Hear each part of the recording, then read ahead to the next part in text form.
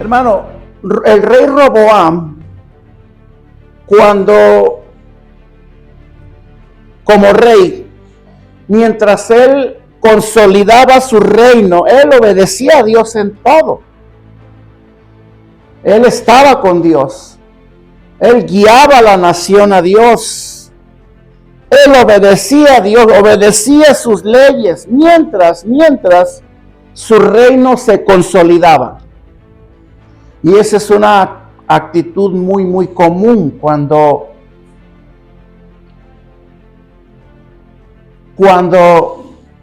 vamos a ponerlo así para poderlo entender, porque somos una iglesia, ¿no? Vamos a aplicar este principio a la iglesia. Cuando, por ejemplo, se usa mucho hoy en día los concilios, ¿verdad? Donde a través de un concilio y de una afiliación de varias iglesias se juegan los roles dentro de esos concilios. Ellos son los que deciden qué pastor va a estar en una iglesia. Ellos quitan, ellos ponen.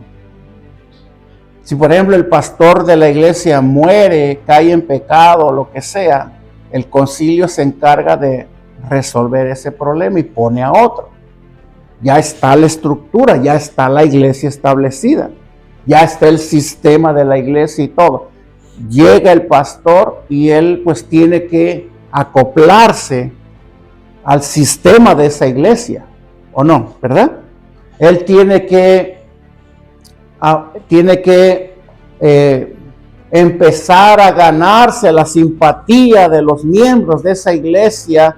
Él tiene que seguir el credo de la iglesia, él tiene que seguir los parámetros de la iglesia, él tiene que predicar de acuerdo a la doctrina de la iglesia. Él tiene que hacer todo como estaba cuando él llegó ahí.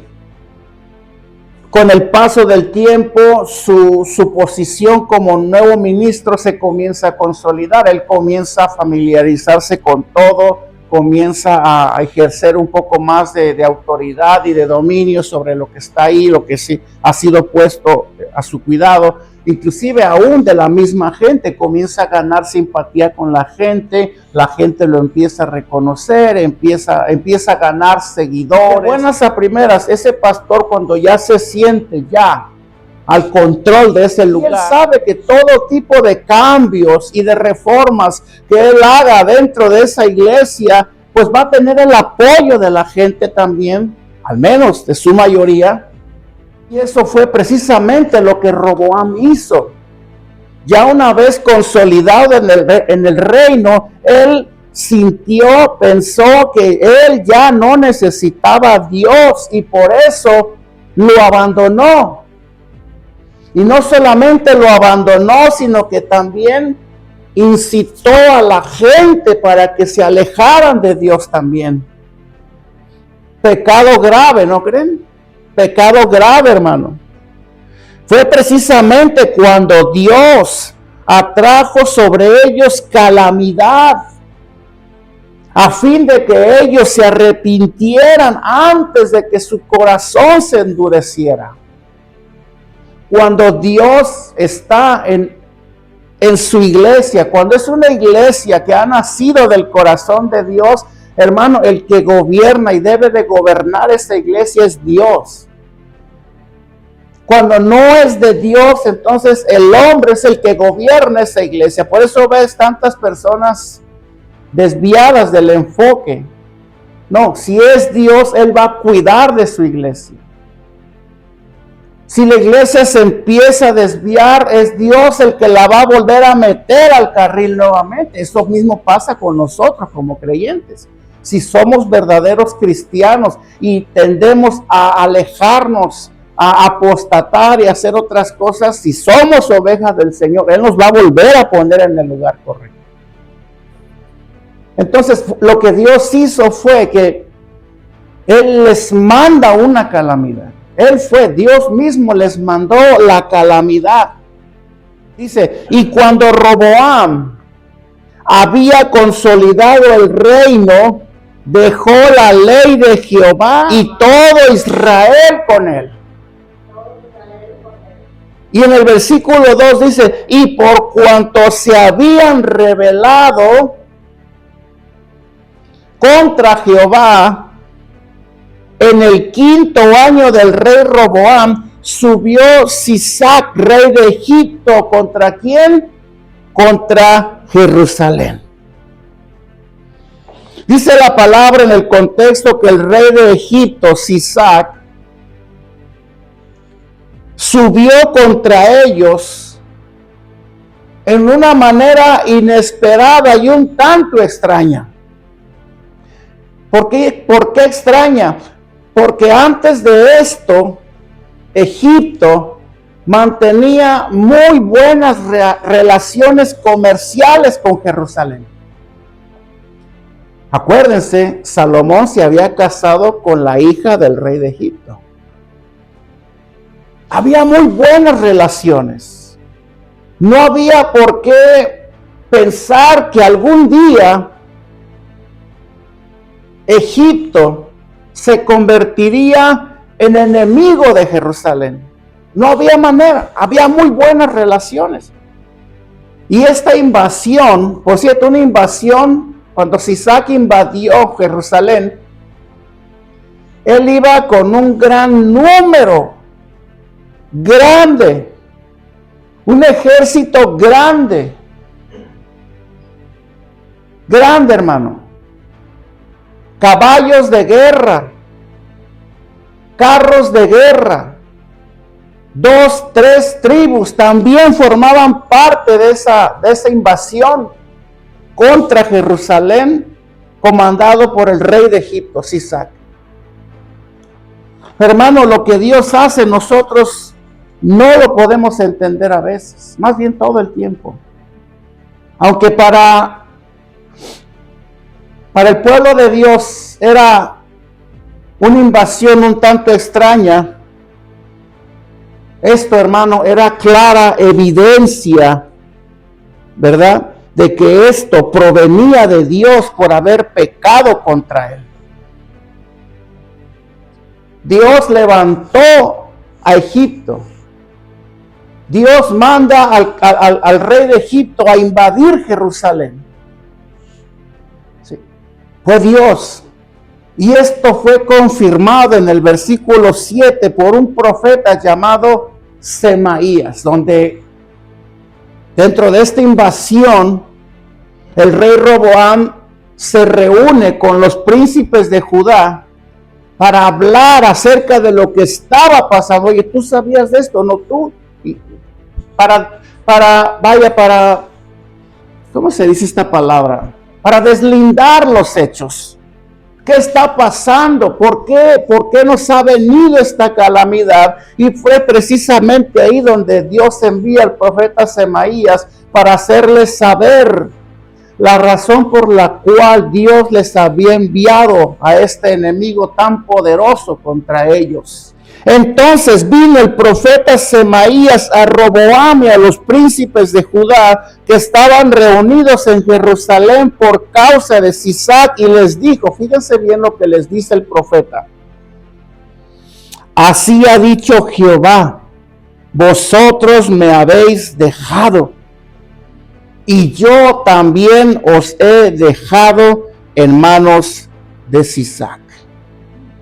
Amén.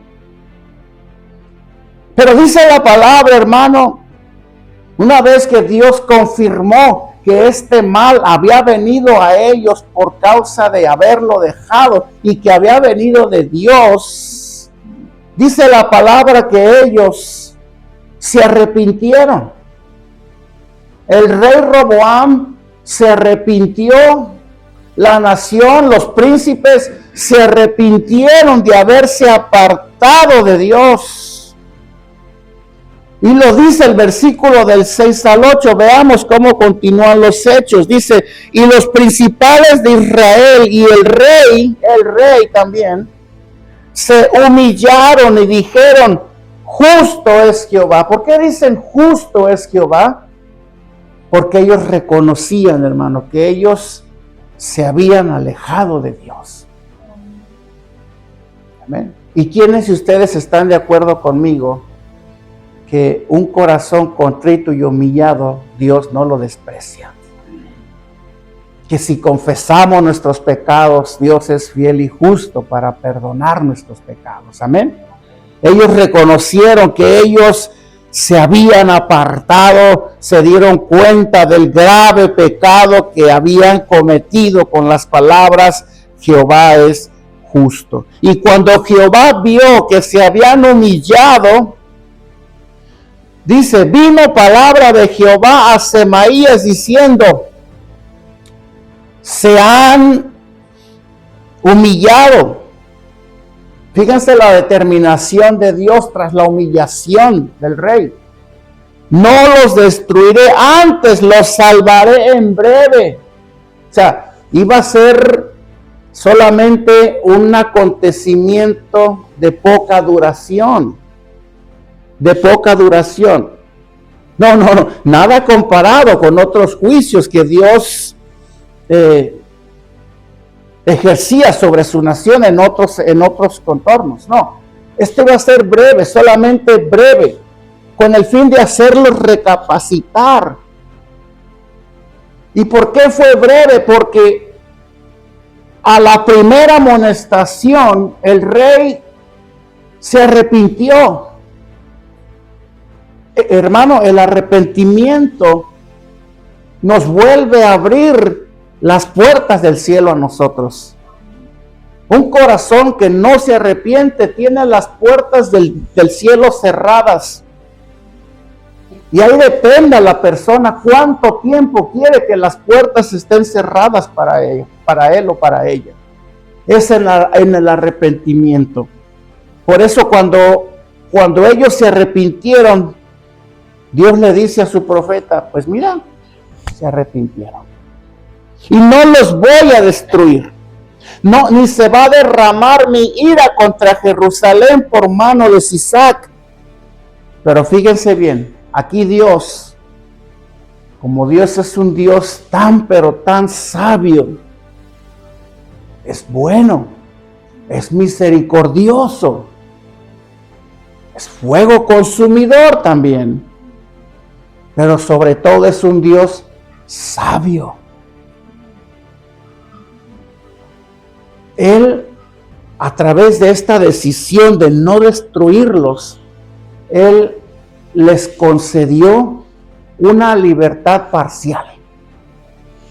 Parcial. O sea, no total.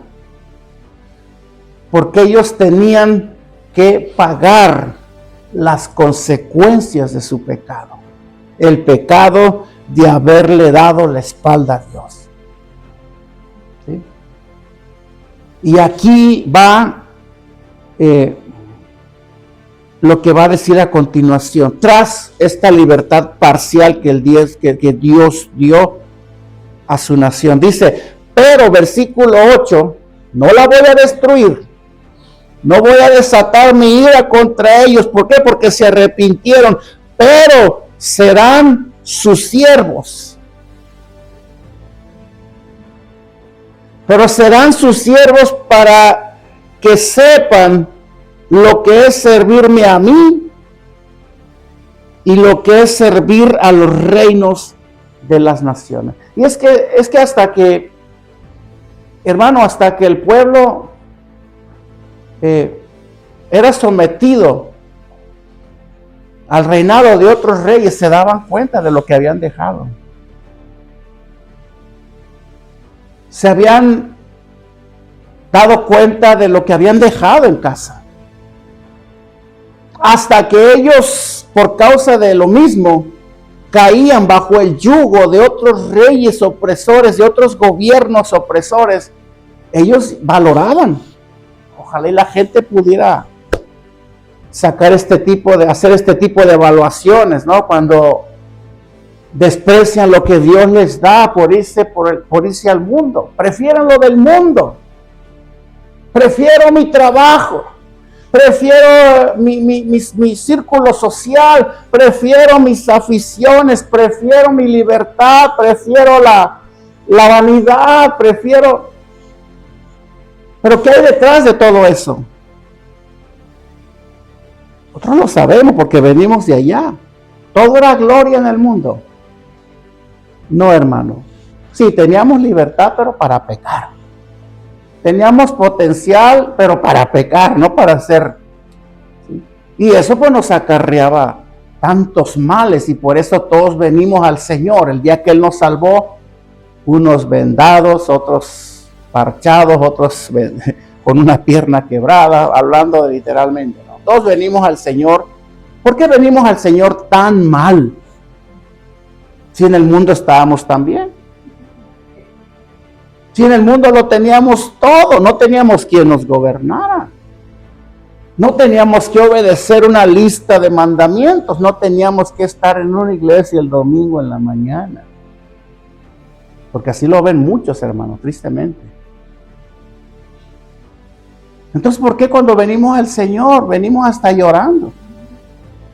Venimos tan, pero tan lastimados. ¿Por qué? Porque el mundo así nos trata. Al final, el mundo así nos trata. Por eso Dios dice, para que ellos sepan lo que dejaron, para que no lo vuelvan a hacer. Para que ellos sepan lo que es servir a uno de esos reyes bajo el yugo opresor. Eso fue lo que Dios hizo a través de esta libertad parcial que Él les había concedido. Veamos el versículo 9.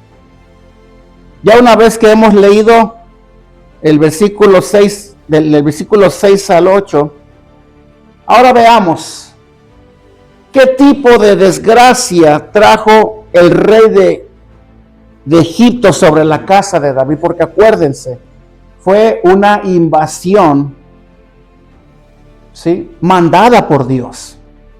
El rey de Egipto ni sabía. Claro, sabía los tesoros, sabía toda la riqueza que había en la casa de David, él sabía. Pero como Dios estaba en la jugada, pues lo manda a invadir Jerusalén. Y veamos qué tipo de desgracia trajo el rey de Egipto sobre la casa de David. Leamos versículo 9.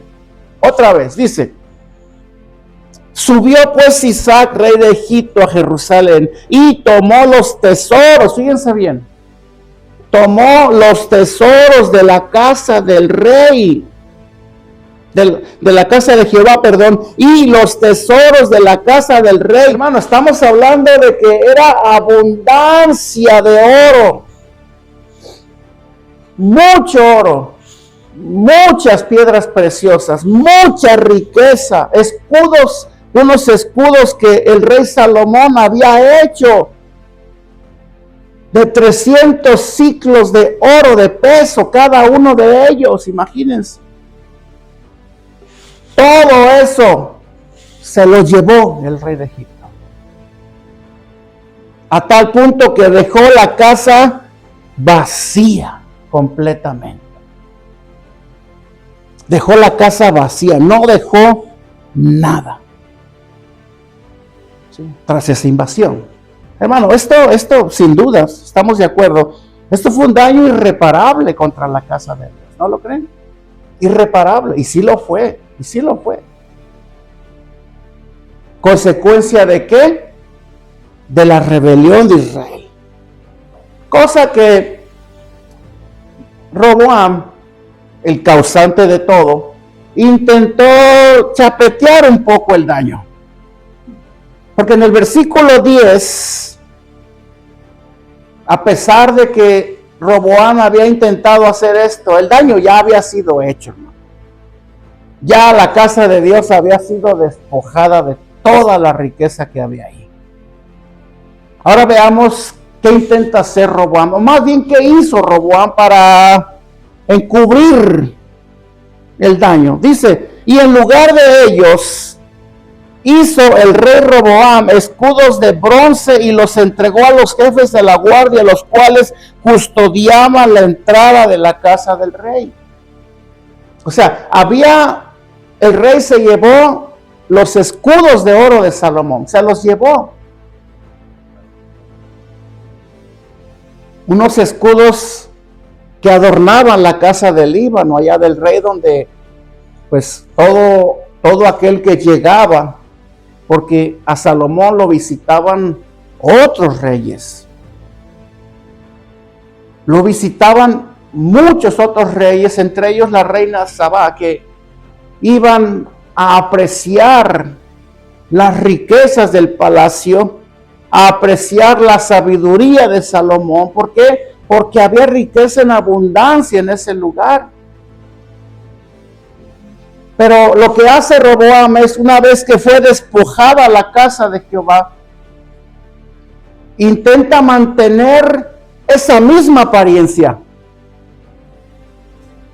Ya no eran escudos de oro, ahora eran escudos de bronce, los cuales, hermano, cuando el bronce se pule muy bien, da la apariencia de que es oro, ¿verdad? Las paredes, todo,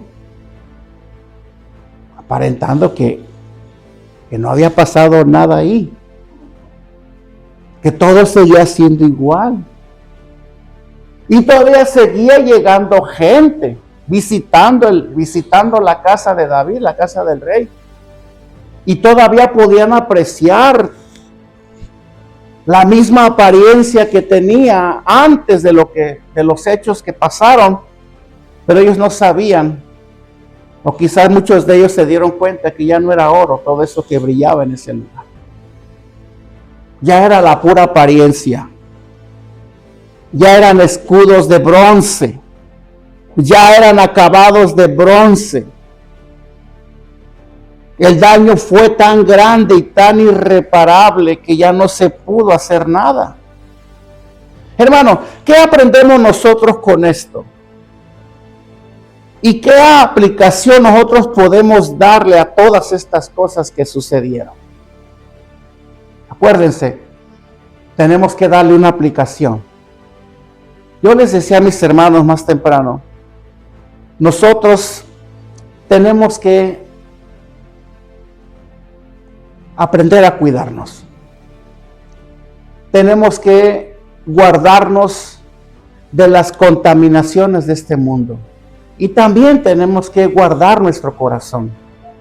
A nosotros, cuando venimos al Señor, cuando nos convertimos por primera vez, si acordamos en esto, ¿sí o no?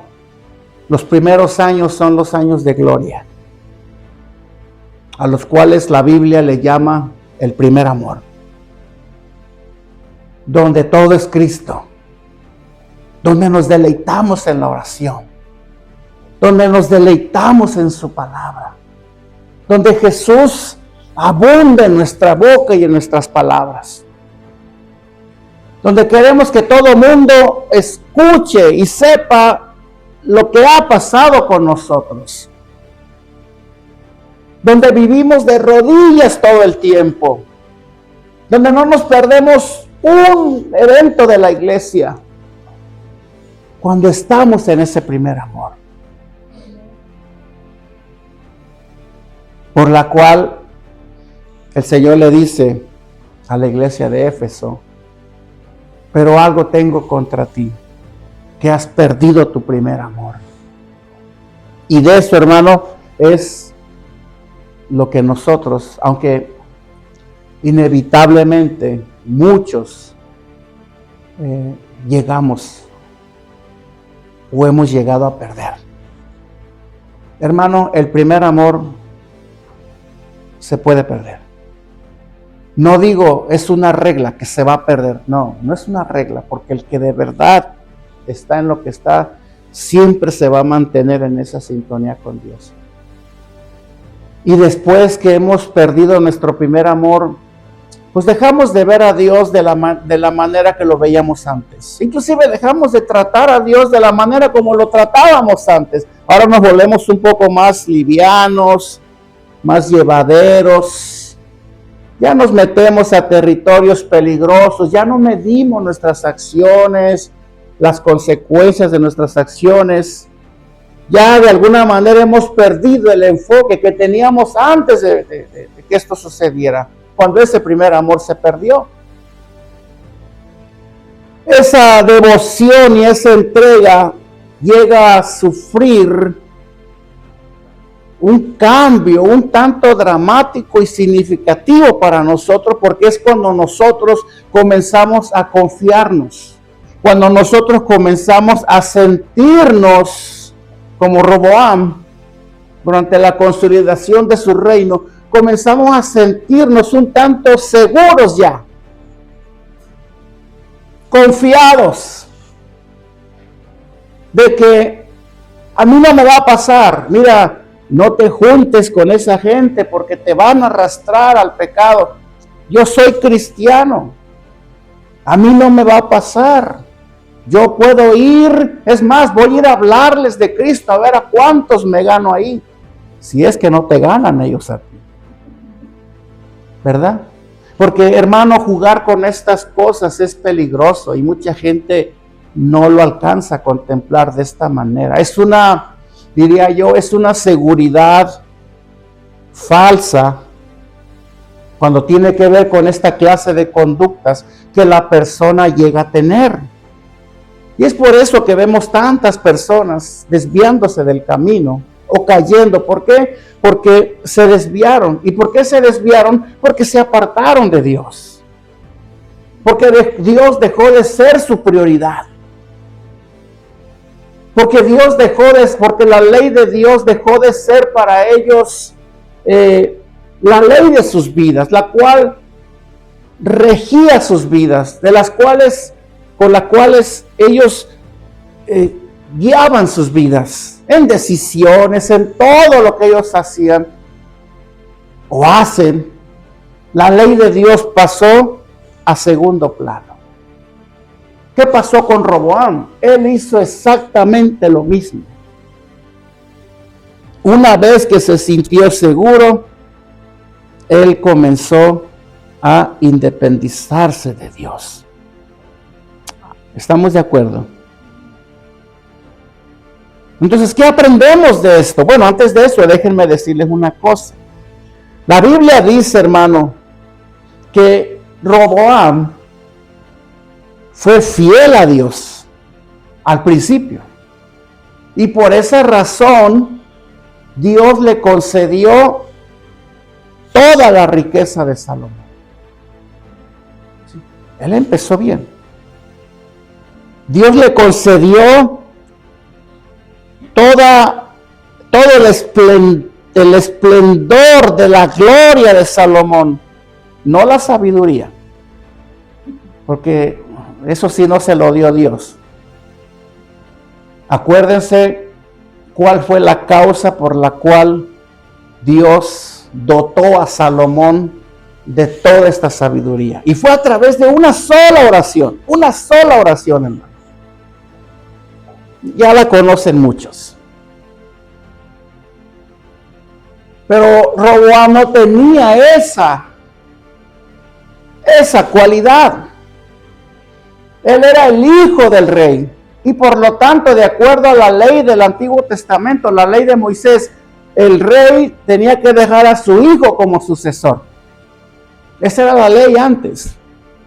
Moría el rey, quedaba su hijo. Eso era todo el tiempo. Roboam sabía que él quedaría como rey. Y por lo tanto, cuando esto sucedió, Dios le puso en bandeja de plata todo a él. Y él fue fiel. Él fue fiel al principio. Hermano, era tanto el oro que había en la casa de Dios. Es más, si quieren, vamos a leer en su contexto capítulo 9, versículo del 13 al 16. Nada más para darles una pequeña probadita. No quiero irme muy lejos para no alargarme más, pero dice del versículo 13 al 16, dice capítulo 9, ahí mismo, segunda de Crónicas. Dice, el peso del oro que venía a Salomón cada año, hermano, cada año eran ¿cuánto? 666 talentos de oro. Cada año. Eso sin contar lo que traían los mercaderes y los negociantes. Eso sin contar también lo que le traían todos los reyes de Arabia y los gobernadores de la tierra.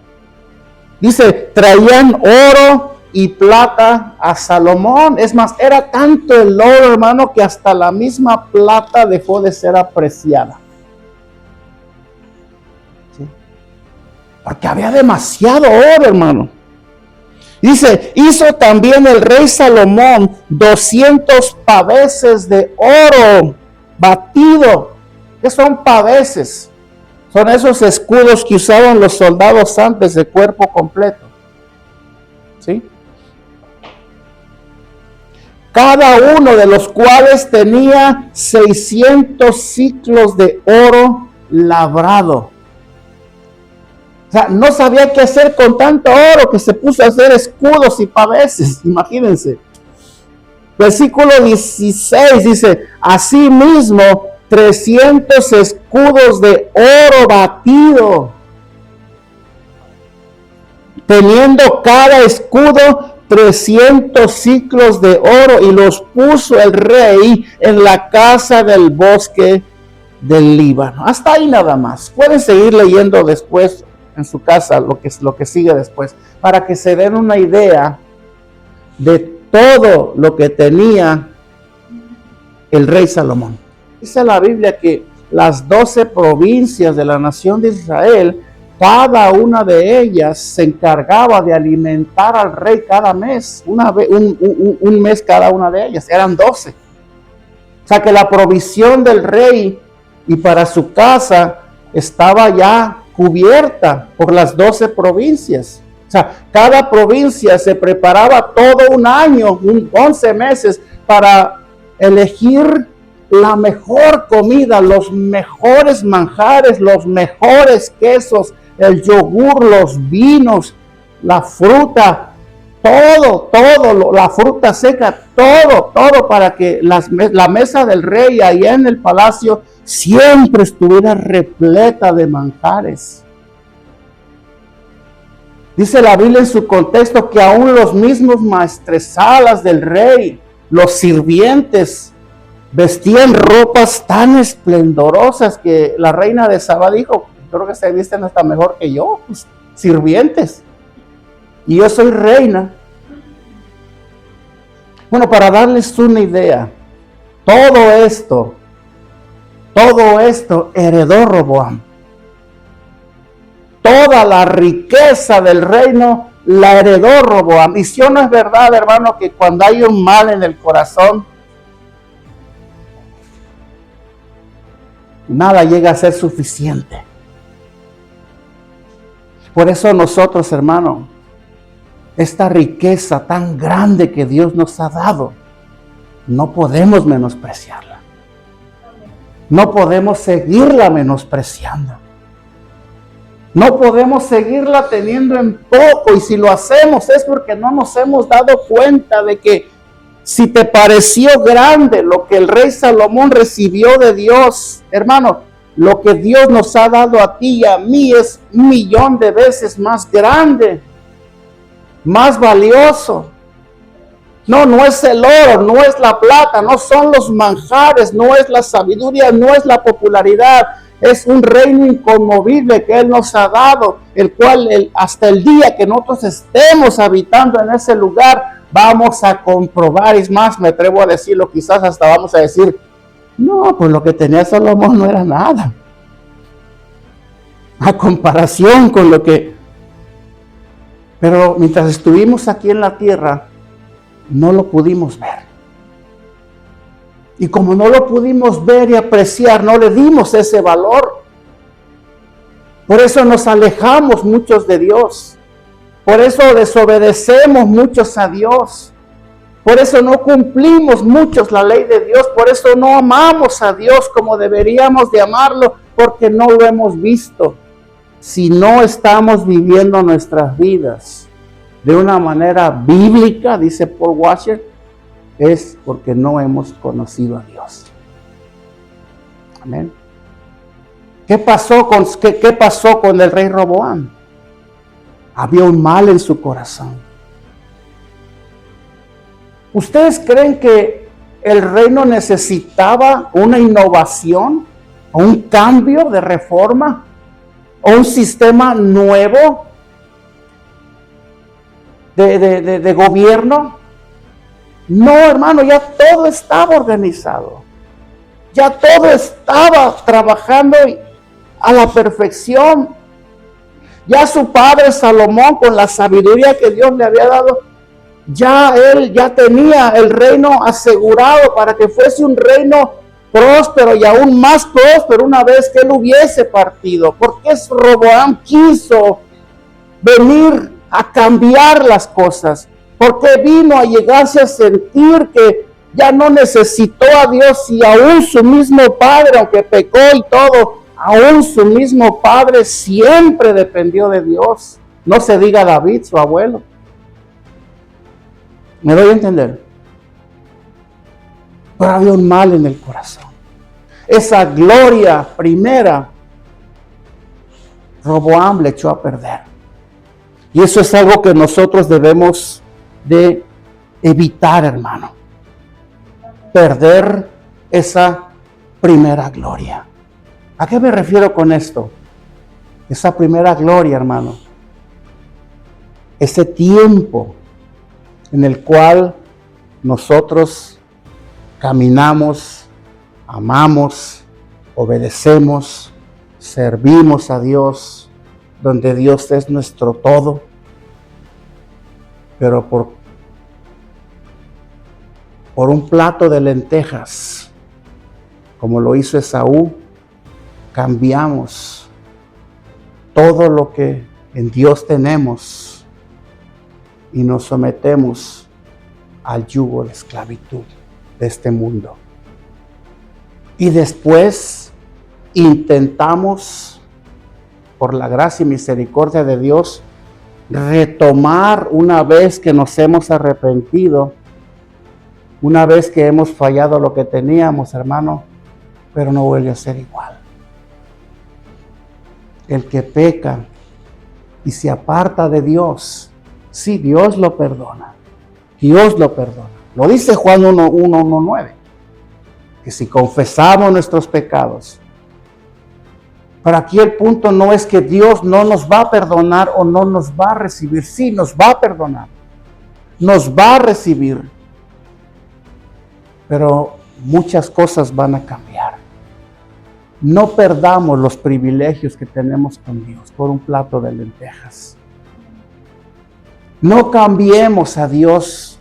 No cambiemos lo que tenemos en Dios por causa de un deseo de nuestra carne, por causa de un afán desmedido de la cual este mundo llega a despertar en nosotros por causa de los placeres, por causa de las riquezas, por causa de la fama, por causa de tantas otras cosas. No perdamos lo que Dios nos ha puesto a ti y a mí en bandeja de plata por un deseo de nuestra carne, por un deseo pasional, por un deseo vano, porque dice la Biblia que todo lo que está en este mundo es vanidad. No perdamos. Acuérdense, sí, en Dios tenemos perdón. Recordemos esto, si pecamos, Dios nos perdona. Amén. Dios nos perdona. Nosotros como creyentes, hermanos, debemos de hacer algo que este rey no hizo. ¿Quién? Roboam. ¿Qué no hizo?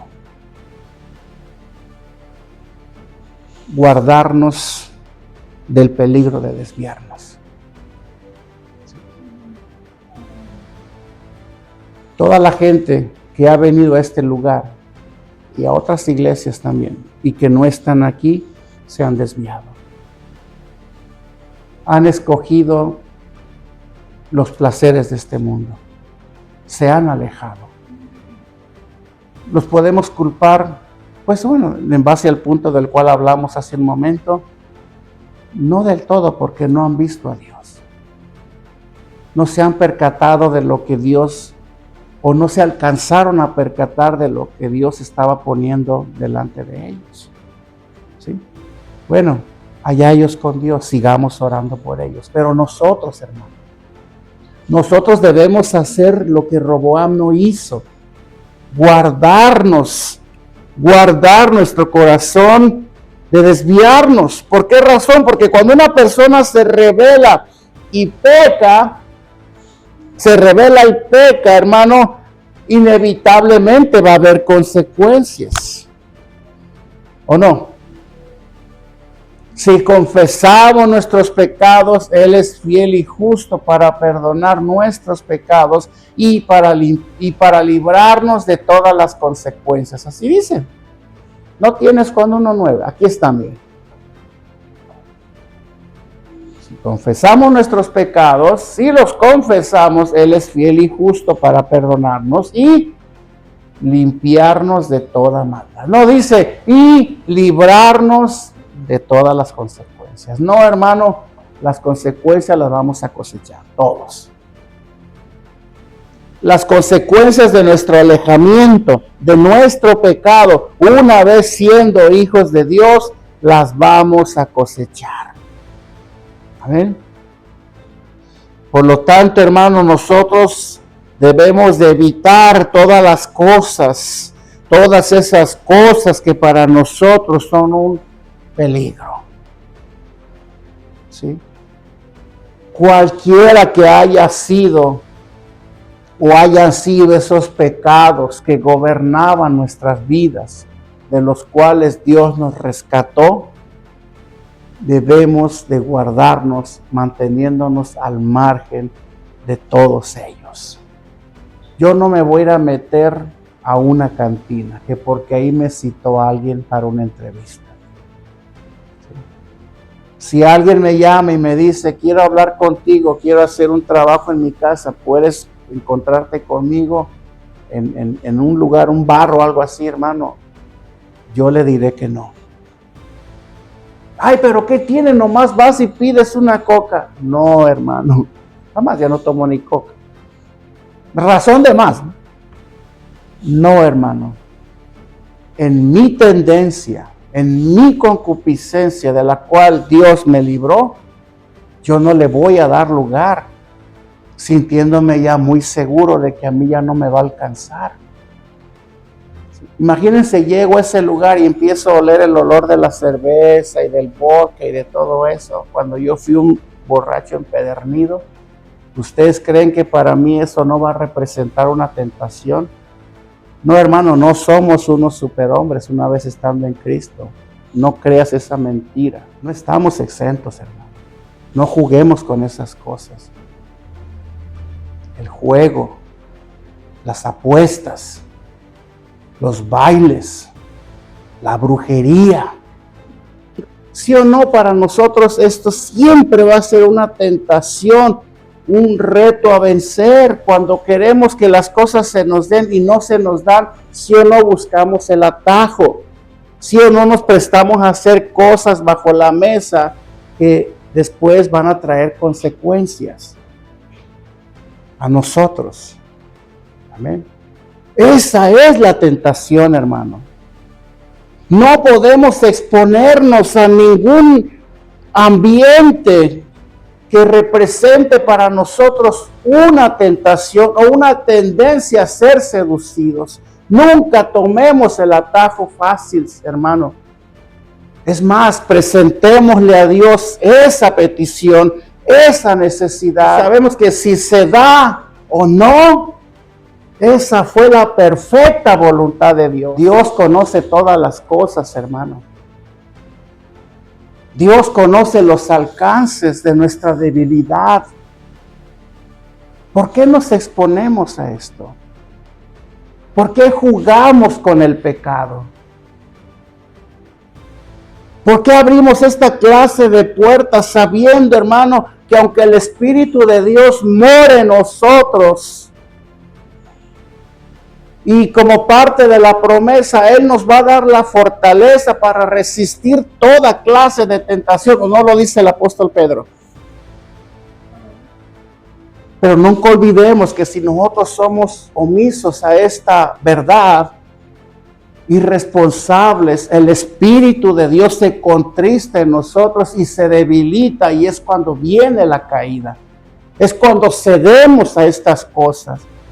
Es cuando vamos a cosechar a la postre las consecuencias de haber hecho algo que no era la voluntad de Dios. Amén. ¿Qué le pasó al rey Roboam? Finalmente lo perdió todo. Se llegó a sentir tan, pero tan confiado. Hermano, yo prefiero que me digan que soy un tonto, que soy esto, que soy el otro, pero yo prefiero seguir confiando en Dios. Yo prefiero seguir confiando en Dios. Yo prefiero no guiarme en mi propia prudencia. ¿Por qué? Porque voy a caer al pozo. Voy a fallar. Prefiero fallar con Dios que fallar solo por mi necedad. Amén. ¿Y cómo voy a fallar con Dios cuando de pronto no alcanzo a escuchar bien su instrucción? Bueno, pues ahí está Dios para levantarme, porque poderoso es Dios para mantenernos, ¿verdad? De pie, eso dice la palabra. Prefiero caminar con Dios. Prefiero dar pasos lentos y seguros, pero con Dios, a tomar atajos rápidos y después lamentarnos. Prefiero decir, no voy a esa fiesta. ¿Por qué? Porque ahí va a haber borrachos, ahí va a haber gente bebiendo licor. Prefiero no ir, mejor me quedo. Ay, pero te van a decir de todo. Que me digan, yo sé de dónde me sacó Dios. ¿Para qué me voy a exponer? Que no somos invencibles ahora que estamos en Cristo. Somos aún personas de carne y hueso con emociones, controlados por el Espíritu Santo, sí, pero a la medida que nosotros le cedemos a Él ese poder, esa influencia en nosotros, porque si no lo hacemos, hermano, estamos como cualquier mundano. ¿O no es verdad? Andamos en los deseos de nuestra carne y después nos estamos lamentando. Amén. Hermano, ¿cuántos pastores no hemos visto caer en adulterio? ¿Cuántos? Mira, dirán lo que dirán, pero sus vidas no vuelven a ser igual. Pregunta, ¿podemos nosotros llegar a levantarnos tras una caída como tal? No lo dudo. Sí lo podemos llegar a hacer. Pero te aseguro algo. Si antes éramos usados por Dios, ya no va a ser lo mismo. Ya no va a ser lo mismo. Algo viene a cambiar. Yo les ponía a mis hermanos un ejemplo. Si esa lamparita vale una fortuna y se cae al piso y se quiebra, aunque la peguemos y todo y la pongamos nuevamente ahí, ¿acaso la vamos a ver igual? No. ¡Ay, qué bonita lámpara! ¿Dónde la compraron? Tú dices, no, pues en tal parte me costó, pero lo que no sabes es que está reparada. Ya no vale igual.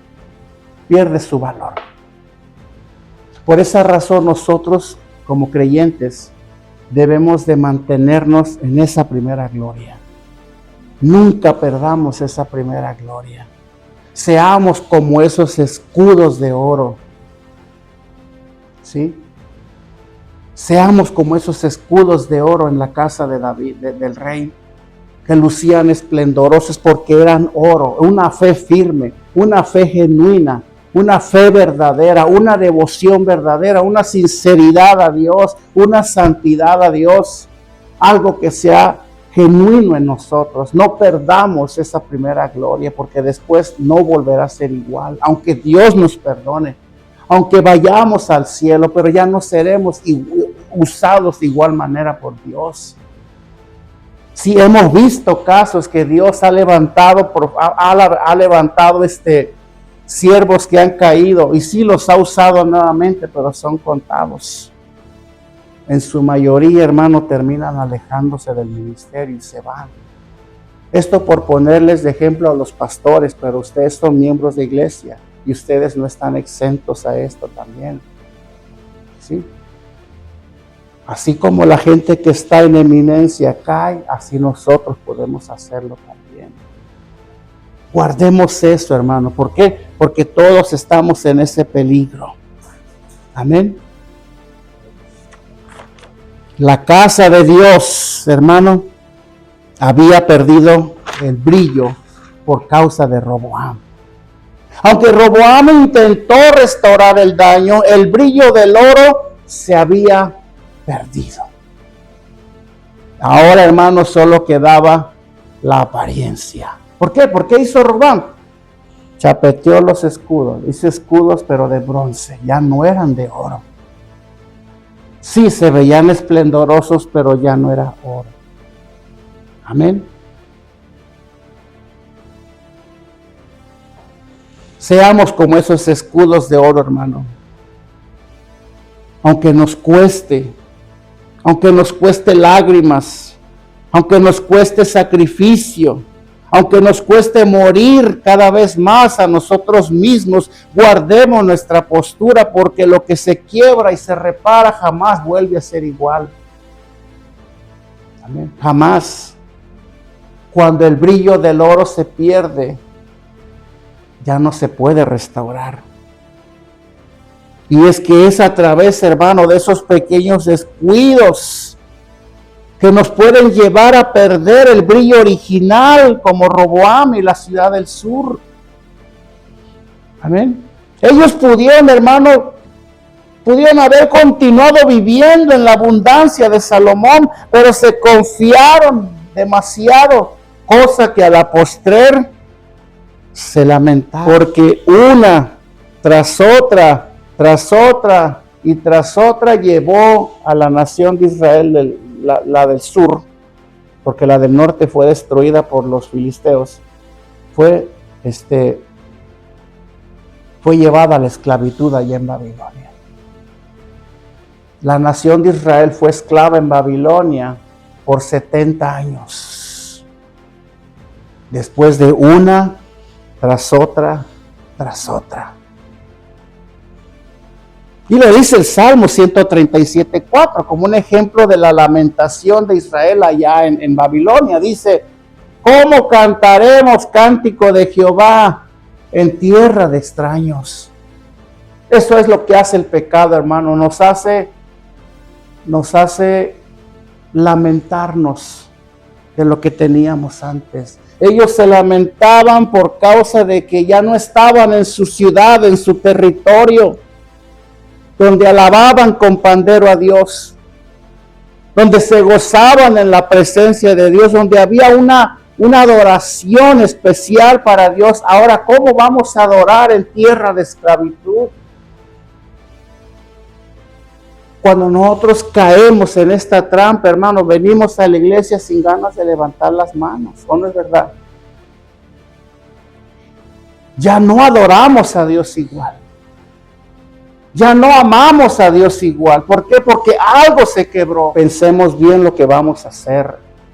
Porque lo que ahora tienes y lo pierdes, no lo vas a poder recuperar. Al menos a como estaba antes. Amén. Sí, iremos al cielo juntos. Si es que nos mantenemos todos aquí, porque yo también estoy en el mismo lugar. Pero cosas grandes que Dios quería hacer contigo se van a ver afectadas. Todo por causa de confiarnos y de sentirnos tan seguros, una actitud que nos llevó a menospreciar lo que teníamos en Dios, lo que tenemos en Dios, porque esto no se pierde, hermano. Al menos la herencia espiritual todavía la tenemos, pero guardémonos, cuidémonos. Perseveremos, hermano, en no perder esa primera gloria. No nos confiemos demasiado de que Dios nos perdona todo, ¿o no es verdad? Es más, esa palabra, primera de Juan 1:9, puede ser usada también mal. Dios nos perdona todo como quiera. Dios es misericordioso. Por eso esa doctrina de que Dios es bueno puede ser peligrosa. Porque estamos presentando solamente una faceta de la persona de Dios. Dios es amor, sí, nos ama, pero también es fuego consumidor. Sí, Dios nos perdona, que si confesamos nuestros pecados, Él es fiel y justo, sí nos perdona. Pero no nos confiemos tanto de esto. O sea, el peligro no es en que Dios ya va a dejar de perdonarnos, porque Él ha prometido perdón para nosotros todo el tiempo. El peligro está que a raíz o a consecuencia de esta actitud viciosa de parte de nosotros, eso puede llegar sin darnos cuenta a endurecer nuestro corazón. Ahora pecamos, ahora hacemos cosas, ahora no medimos nuestras acciones, nuestras palabras, ahora hacemos lo que queremos, como quiera, Dios nos perdona. Todo basta con arrepentirme, hasta doblar mis rodillas y pedir perdón y asunto arreglado. ¿Qué es un corazón cauterizado? ¿O qué sucede cuando el corazón de la persona se cauteriza? Sí, hermano, estamos en Cristo. Dios nos ama. Tenemos el perdón de Dios.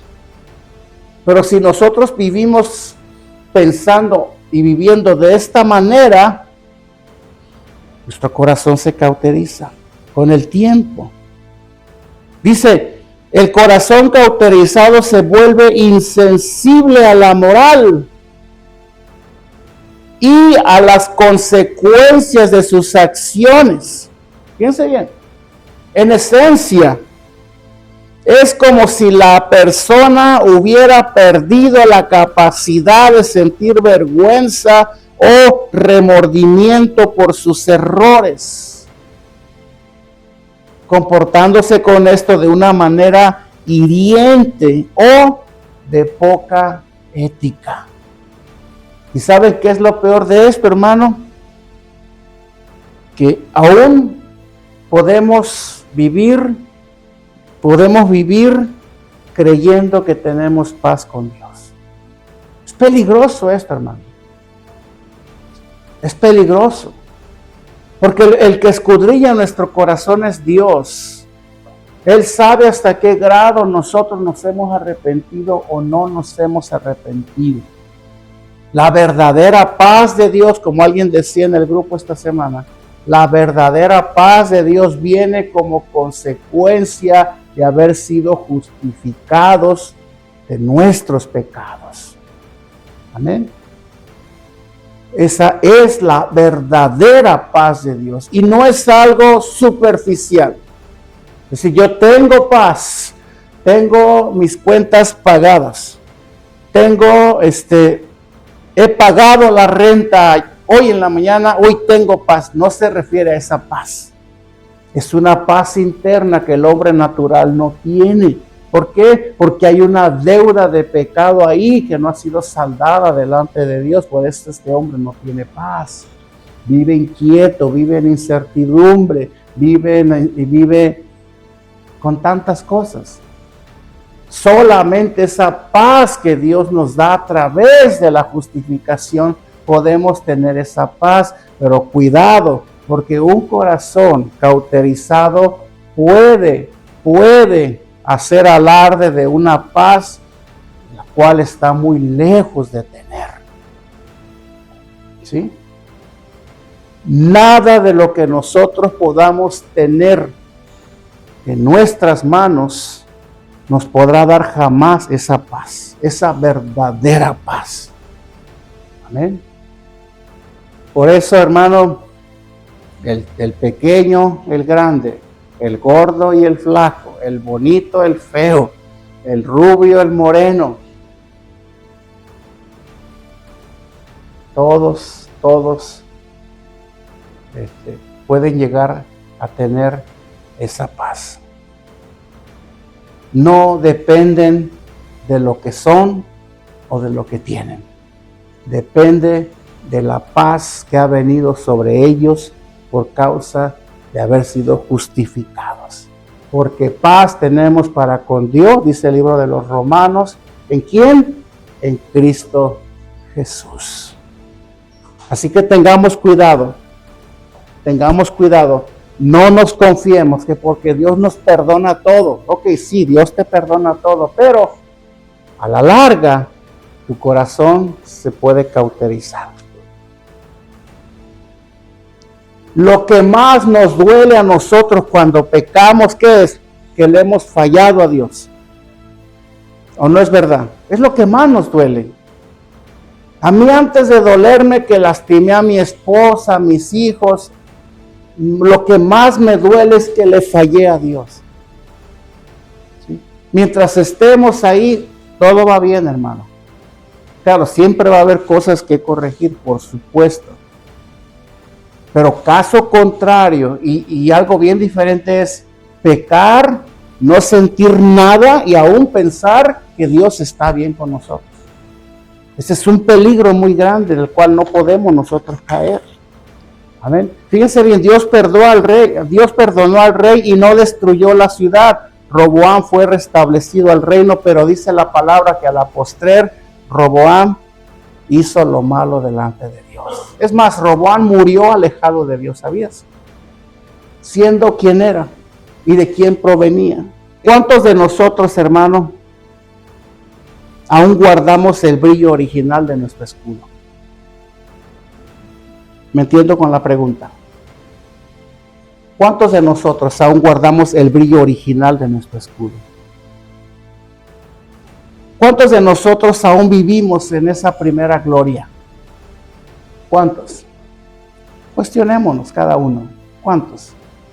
¿Qué se dirá de nosotros por la fe que vivimos una vez que partamos de este mundo? ¿Qué se va a decir de nosotros? Eso es importante, hermano.